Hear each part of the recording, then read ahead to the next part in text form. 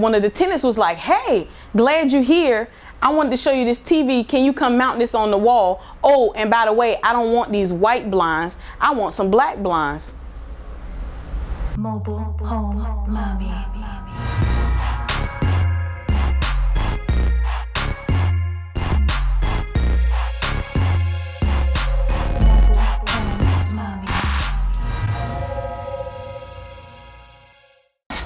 Welcome back, everybody. Listen, I get a lot of questions of, Nicole, how do you rent rooms or have a group home in a mobile home park? Nicole, how do they pass background checks? Nicole, how are you able to house a felon? How do you know how to determine the price of the rooms that you're going to rent out? Well, guess what? I'm going to answer all those questions in this video. Now, currently, I am in the state of Tennessee helping one of my students. He was my first six-figure earner. He lives in California, but we're in the state of Tennessee, and he's in the process of opening up 4 group homes, transitional housing, inside of a mobile home park. The first question I want to answer is, how are you able to do this? One, you have to have a relationship with the park manager or the park owner. We don't do any type of deals in any park without letting the proper authority know, and also making sure that they're okay with it. Second thing, our mobile homes are fully furnished for our tenants that are coming in. Our mobile homes are fully furnished. Normal stores that I go to, I like to shop at discount stores. So for example, Ollie's, Rose's, Big Lots, any type of big liquidation stores. Those are the type of stores that I like to shop at to get discount housing material. And you're going to see me continue to unpack stuff that's where I went shopping today. And then when it comes to things like dishware, pots and pans, Habitat for Humanity and Goodwill. And let me tell you why. This pot top was $1.99. Seems cheap, right? It was also 75% off. I want to make sure that I'm providing my potential housemates with the best quality, but that's not going to hurt my budget. I like to set a budget for each mobile home that I'm going into before I go in and start the purchasing, okay? Another common question is, how do I run approvals or background checks? Well, I prefer to use Rent Ready. That's rentredi.com. It's a platform that's amazing. It runs the background checks, the credit checks. It's also a way for me to collect payments for my tenants. That's how I collect payments for my tenants. Another question that I get is, how do I do my screening process? Honestly, I use good judgment, and I like to interview my people. I want to know, hey, how long are you looking to stay? How long are you looking to stay? And what are your goals for transitioning out of this home? Just to have general conversation. Everybody comes in with different reasons, different timelines. So those are some of the questions that I like to ask my tenant. I also ask if they have, any felonies on their record. Me personally, the park that I'm in, they trust me doing the background and credit check. So I make sure that my tenants are approved. So with that being said, I wouldn't house a felon that has anything related to children, because there are several children that live in their park. So a lot of people ask me, well, how do you know how much to rent these rooms out? What is your determining factor in figuring out how much each room is going to cost? And this is the easiest breakdown I can give you. So what I use to compare is motels in the area. So motels in my area, which is the state of North Carolina, normally rent for about $1,200 a month. Each motel is different. So I always want to beat my competitor by making sure that I'm offering a cheaper price. The cheapest motel that I've seen is about $900. And the highest one I seen which was a hotel, was about $1,200 a month.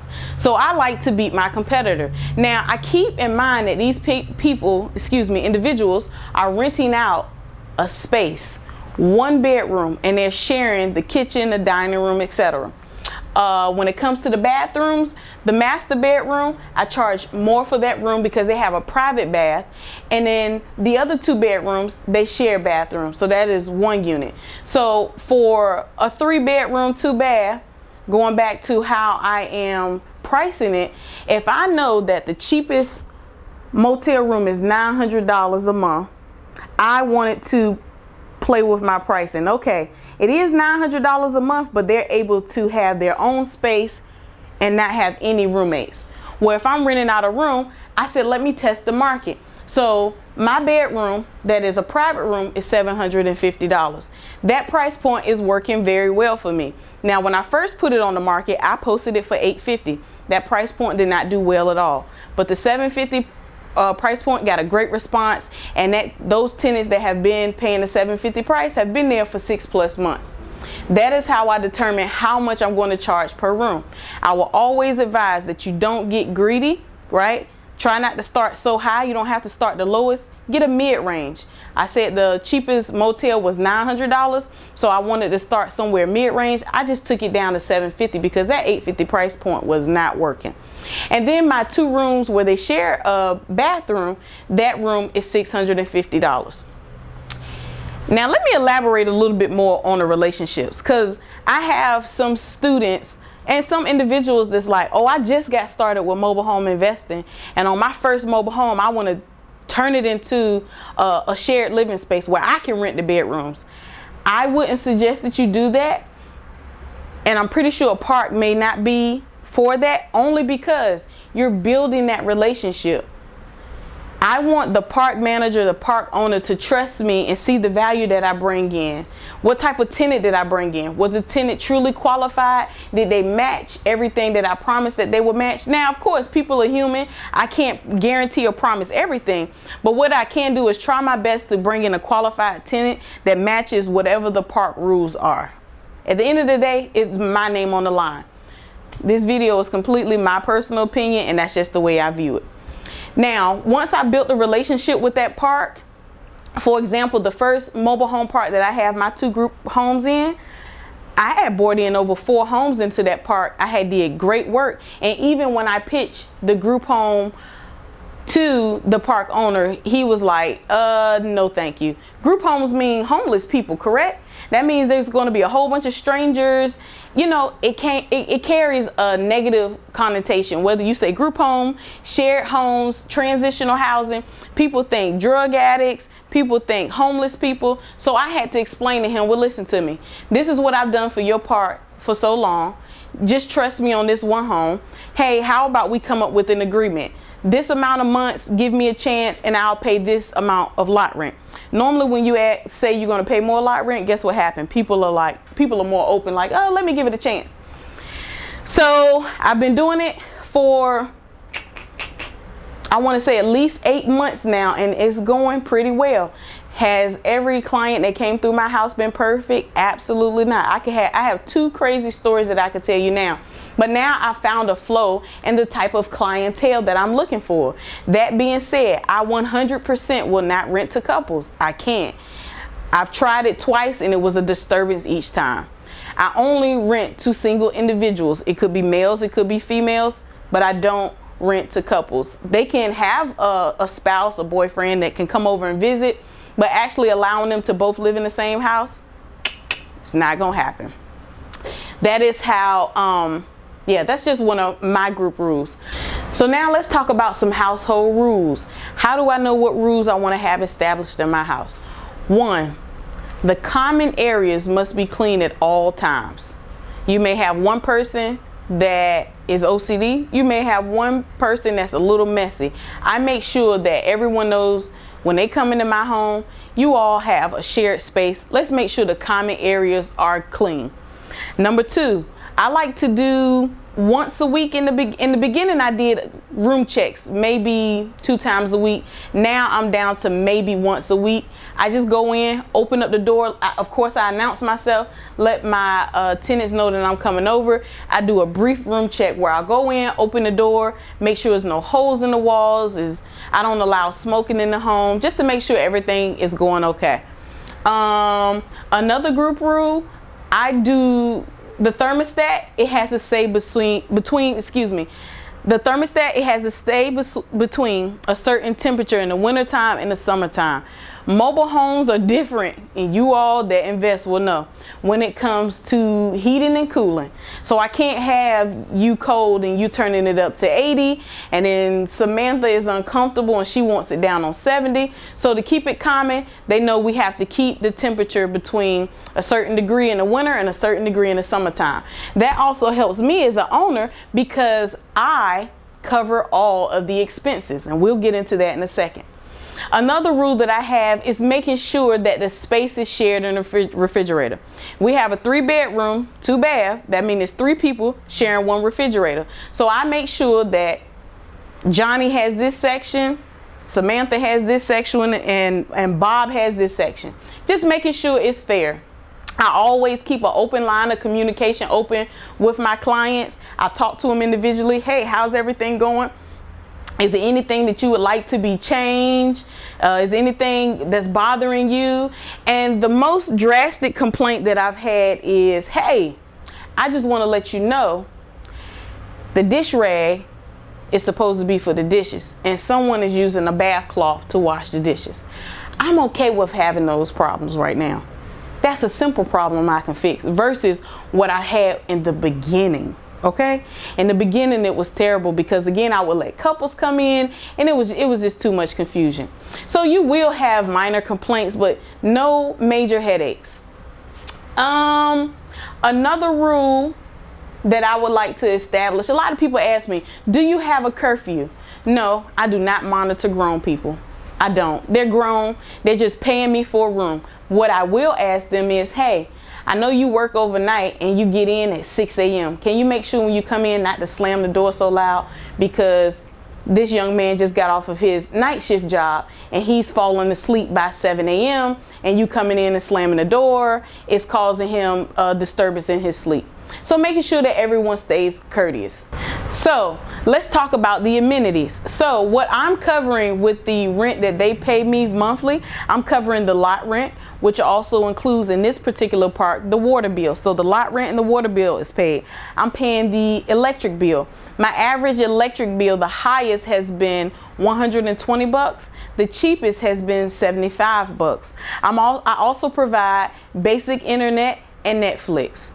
And I have pest control that comes monthly. Once a month, he sprays both units. That's $40 a month per home. And I have a guy who cuts the grass, and the guy that cuts the grass only charges me $25. So they get maintenance, groundskeeping, they get lawn care, they get pest control, they get internet, lights. It's a pretty nice package to have your own space and you're just sharing the living room and the kitchen. I don't have an issue with my tenants of who's watching TV in the living room. Everyone has their own TV in their bedrooms as well. When it comes to maintenance requests, I have it set up right now where I have a handyman that handles all my requests. They'll call him and say, hey, there's a leak in the bathroom. I need you to come and look at it and fix it. My handyman will go out and assess it, and if it's something that needs to be fixed, he'll call me and say, hey Nicole, there's a leak in the bathroom near the exhaust fan. I'm going to charge you this amount to fix it. Do you want me to fix it? Absolutely, I want you to fix it. I love my handyman. He is the best. And the reason I'm telling you all this, because he runs everything by me first. Therefore, that eliminates all the phone calls that I get. Prime example. My handyman was going out to cool seal the roof of the mobile home right on the outside, and one of the tenants was like, hey, glad you're here. I wanted to show you this TV. Can you come mount this on the wall? Oh, and by the way, I don't want these white blinds. I want some black blinds. And he was like, okay, no problem. Let me call Nicole. My handyman called me and was like, hey Nicole, this fella wants black blinds and he wants his TV hung. And as soon as he said it, he bust out laughing, because he knew, like, I'm not servicing that request. Tell him, you know, if he would like to change the blinds out, he can do that at his own expense. Let me know, and you'll come and take them down. And I prefer that he pays you to hang the blinds. Now, he only charged $15 to change the blinds, but the young man was like, oh, never mind, I just wanted it. So I kind of make sure I let my tenants know this is a clean, safe, and affordable. It's not luxury. Okay. All right. That being said, I want to talk about rent. So the rent is due by the 5th of the month. You have the 1st to the 5th to pay. However, in my former life, I'm a social worker, y'all. So I have had a tenant that said, hey, Nicole, I've only got paid this amount of money. As you know, I was out of work because of this. May I give you half? Absolutely. Remember to be compassionate if you're a social worker or not. If someone is willing to pay you, my rent is $750 and they're willing to pay $375, if you do the if you do the $750 divided by the number of days, that'll tell you how much they're paying per day. And if you want to be technical, you can say, hey, that $375 you paid will last for the first 12 days of the month. Make sure you pay the remaining half by the 13th. So all I want to say is just put a little love in your heart. Seriously, y'all, let's try to show some compassion, okay? Now, last question I'm gonna answer. But Nicole, what if he doesn't pay you? How do you evict them? I'm glad you asked, Susan, and let me tell you how I evict them. There's no eviction process, because I have contracts in place that lets them know, hey, this is only a 30-day agreement. There's no eviction process. If I was to show up with the police, they have to leave my property. The end. So I'm making sure that they understand this isn't a lease agreement. This isn't a term where you get to stay for 3 months or 6 months. No, this is a 30 days that you're able to stay here, and they pay monthly. So it's no long-term agreement. It's only 30 days. So that's how I deal with the removal of tenants. And thank God, so far, I haven't had to remove any tenants. If a tenant was leaving, they'll say, hey, Nicole, I'm leaving. I'll be gone in 2 weeks. I do ask for a 2 weeks notice, but for an example, I had a young man who had to leave in the middle of July because he had a crisis back home in another state, and he apologizes like, I gotta go. I'm like, no problem, you've been a great tenant. He left, no problem. So listen, y'all, those are some of the common questions that I get when it comes to how do you run a shared living house, or how do you rent rooms inside of a mobile home park. If you have more questions, drop them down and below, because I know I'll be making a part 2 soon. Until the next video. Mobile Home Mami.